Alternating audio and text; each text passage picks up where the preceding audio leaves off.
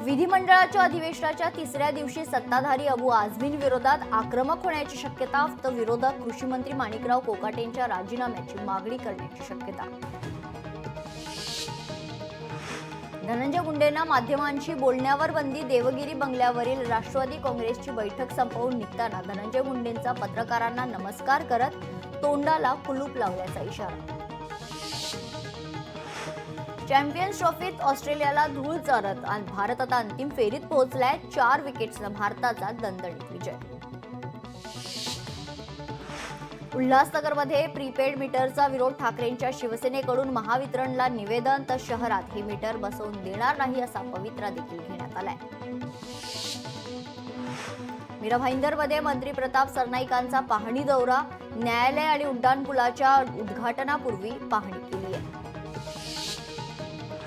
कुंभारली घाटाच्या सुरक्षेसाठी सर्वपक्षीय एकत्र, सर्व पक्षातील नेत्यांनी सार्वजनिक बांधकाम विभागाचे कार्यकारी अभियंता रामसे यांची भेट घेऊन चर्चा केली आहे. घाटाची पाहणी करून उपाययोजना करण्यात येतील, अभियंता रामसे यांचं आश्वासन.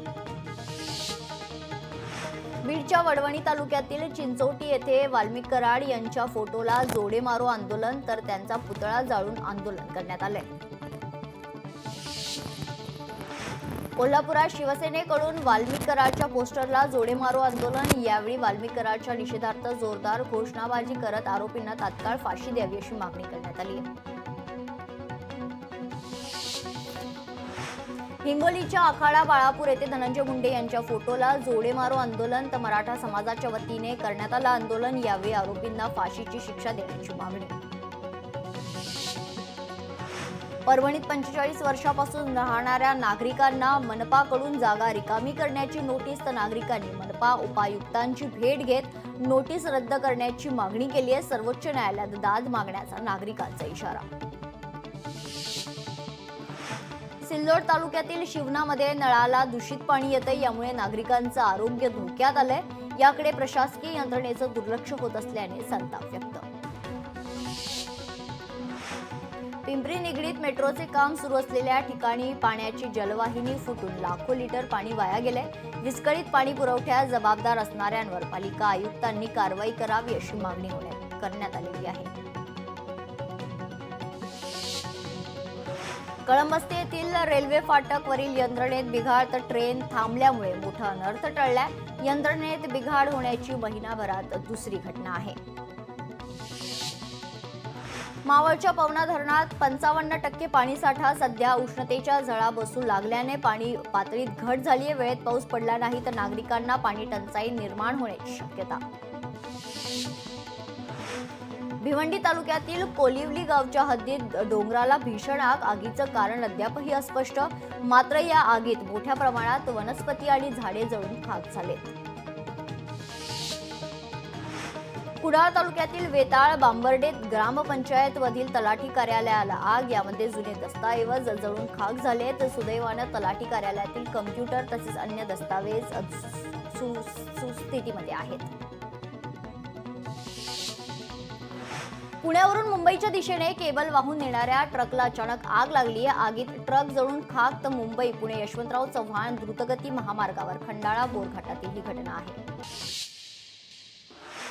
अहिल्यानगरमध्ये विवेकानंद नर्सिंग होमच्या कर्मचाऱ्यांचं आंदोलन सुरूच. विविध मागण्यांसाठी कर्मचाऱ्यांचं आंदोलन, मागण्या पूर्ण होत नाही तोपर्यंत आंदोलन चालूच ठेवणार असल्याचा पवित्रा.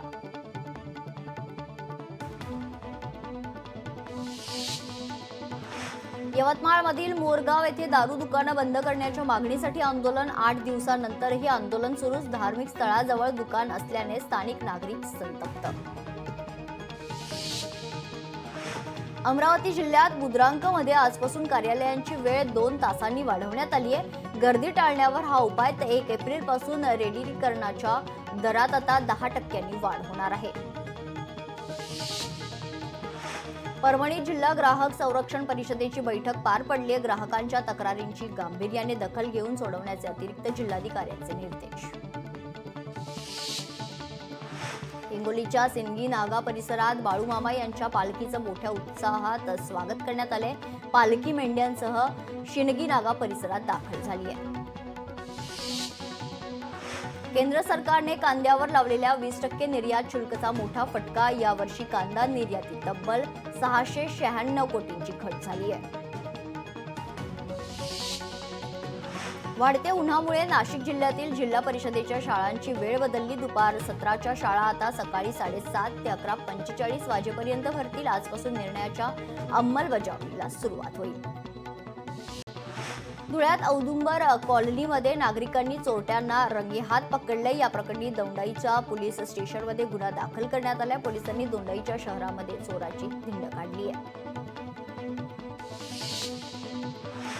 मुंबई पुणे एक्सप्रेसवर धावत्या ट्रकला आग. खोपोली एक्झिट नवीन बोगद्यातील घटना. तर शॉर्ट सर्किटमुळे ही आग लागल्याचा अंदाज. आगीत ट्रकचे जळून नुकसान, तर सुदैवानं चालक बचावलाय.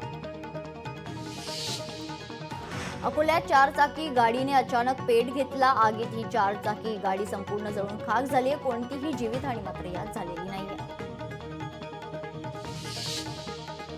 मुंबई अहमदाबाद राष्ट्रीय महामार्गावर बर्निंग ट्रकचा थरार. ट्रक आणि टँकरच्या अपघातानंतर भीषण आग लागली आहे. आगीत ट्रक आणि टँकर जळून खाक झाले, तर सुदैवानं कुठलीही जीवितहानी नाही. नांदेडमधील बिलोली ते कुंदलवाडी रस्त्यावर कारमधून गुटख्याची वाहतूक. पोलिसांनी सापळा रचून कार घेतली ताब्यात.